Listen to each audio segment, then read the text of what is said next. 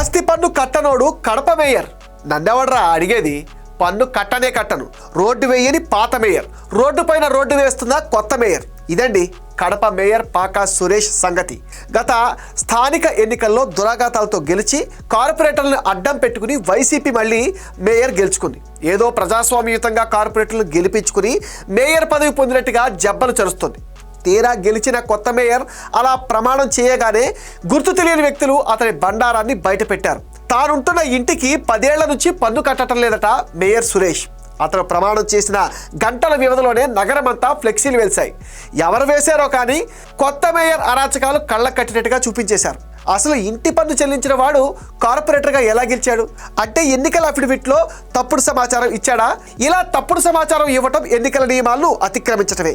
ఈ కోణంలో మేయర్ సురేష్ పైన అనర్హత వేటు పడే అవకాశాలు ఉన్నాయని అంటున్నారు. ఇప్పటికే పాత మేయర్ తన కుటుంబ సభ్యులకు కాంట్రాక్ట్లు ఇచ్చాడని పదవి పోగొట్టుకున్నాడు. ఇక కొత్త మేయర్ కూడా ఎన్నాళ్ళలో పదవిలో కొనసాగే అవకాశం అయితే కనిపించట్లేదు. ఇప్పుడు అందరి డౌట్ కూడా ఇదే.